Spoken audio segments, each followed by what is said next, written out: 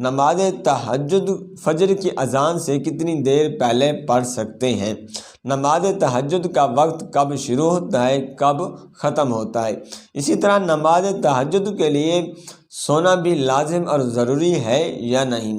یہ چند مسائل آپ حضرات کی سماعت کے حوالے کرنے کی کوشش کروں گا۔ سب سے پہلے تو آپ یہ یاد رکھیں، نماز تہجد کے لیے آرام کرنا، سونا لازم اور ضروری ہے۔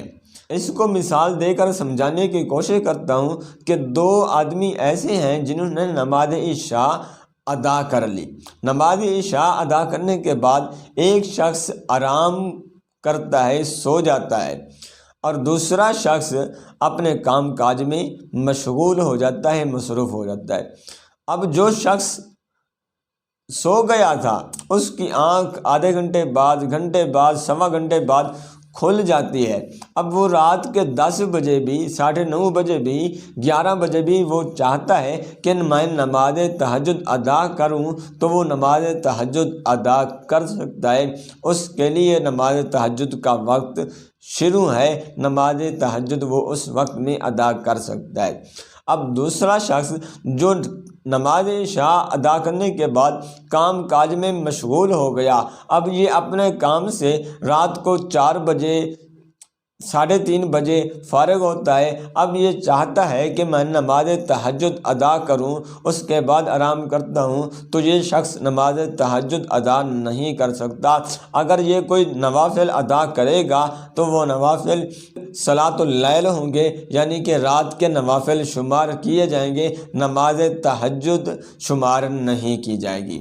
اب آتے ہیں کہ نماز تہجد کا وقت کب شروع ہوتا ہے، کب ختم ہوتا ہے۔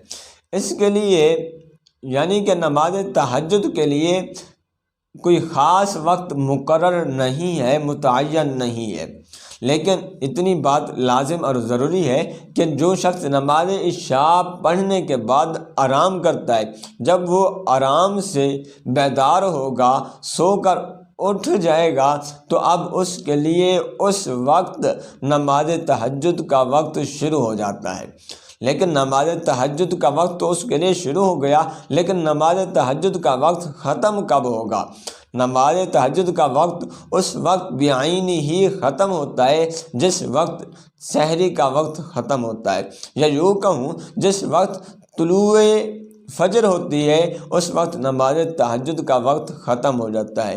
آسان الفاظ میں اگر آپ کو سمجھا سکوں تو وہ یہ ہے کہ جب نماز فجر کا وقت شروع ہوتا ہے اس وقت نماز تہجد کا وقت ختم ہو جاتا ہے۔